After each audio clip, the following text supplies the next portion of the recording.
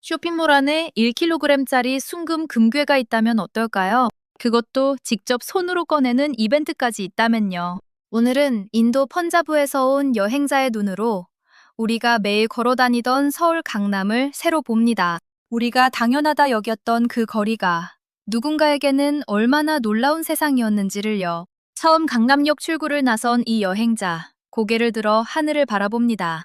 하늘을 찌를 듯 솟아오른 빌딩들. 삼성, 현대, 기아. 우리에게는 그냥 회사 이름이지만 이 여행자에게는 전 세계 시장을 누비는 대기업들의 본거지가 눈앞에 펼쳐진 거예요. 한국이라는 나라가 이렇게까지 발전했다는 게 놀랍다고, 여기 오면 입을 다물 수가 없다고 그는 말합니다. 저도 강남에 처음 올라왔을 때 그 기분을 알 것 같아요. 그런데 매일 지나치다 보면 어느 순간 그냥 빌딩이 돼버리잖아요. 이 여행자의 눈을 빌려서 오늘은 다시 한번 고개를 들어볼게요. 강남역 인근 버스 정류장에서 이 여행자, 의자에 앉다가 갑자기 멈칫합니다. 따뜻하다고요? 네, 이 의자는 탄소 발효 시스템이 내장된 스마트 온열 의자입니다.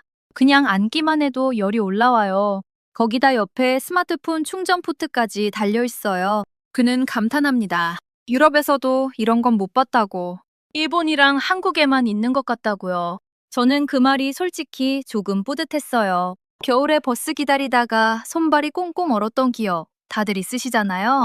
그 작은 불편함을 해결하기 위해서 누군가가 이런 걸 만들었다는 것. 우리가 당연하게 앉던 그 의자 하나에 생각보다 많은 고민이 담겨 있었던 거예요. 강남거리를 걸으면 사방이 빛나요. 건물 외벽을 가득 채운 디지털 스크린들, K-팝 스타들의 얼굴, 드라마 포스터, 브랜드 광고들. 이 여행자는 두리번 어느 방향을 봐도 화면입니다. 다른 나라에서 이만큼 스크린이 가득한 도시는 본 적이 없다고 해요. 우리한테는 그냥 광고판인데 이분에게는 미래 도시에 온 것 같다고 느껴지는 풍경이었던 거죠. 서울, 그 중에서도 강남은 화려함 그 자체예요. 저도 새삼 눈을 크게 뜨고 그 거리를 바라봤어요. 재미있는 이야기도 나왔어요. 이 여행자, 당연히 구글맵을 쓰려고 했는데 현지 안내분이 말합니다. 한국에서는 카카오맵을 써야 한다고요.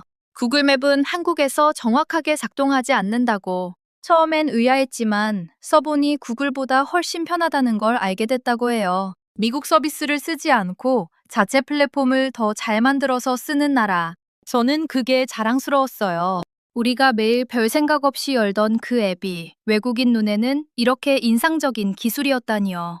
우리가 만든 게 얼마나 쓸만한 건지 가끔은 밖에서 봐야 더 잘 보이는 것 같아요.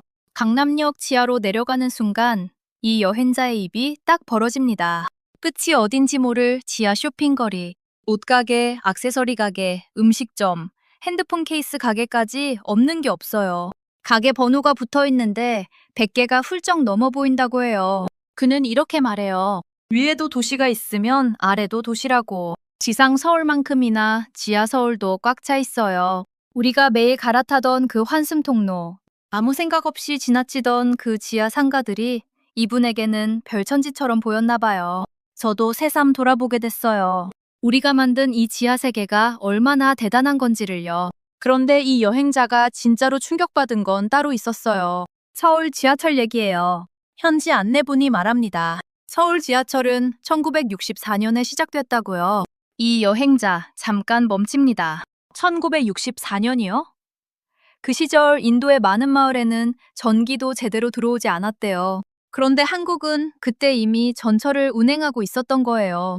그리고 같은 해, 일본은 시속 200km가 넘는 신칸센을 처음 달렸고요. 지금 인도의 가장 빠른 기차 속도가 시속 145km라고 이분이 씁쓸하게 말해요. 그 말을 들으면서 저는 묘한 감정이 들었어요. 전쟁을 겪고, 가난을 겪고, 그래도 한 발 한 발 나아온 시간들. 그 시간의 무게가 이 지하철 하나에 다 담겨 있는 것 같았어요. 코엑스 월드무역센터 앞에서 이 여행자, 갑자기 눈이 커집니다. 1kg짜리 순금 금괴, 지붕구색 구고몸 구순도, 완전한 황금이에요. 거기다 이 금괴를 7초 안에 꺼내는 이벤트까지 있어요. 성공하면 추첨 쿠폰을 받는데 그 쿠폰으로 실제 금 비스켓이 당첨될 수도 있대요. 일행 모두가 달려들어서 이 이벤트에 도전하는 모습.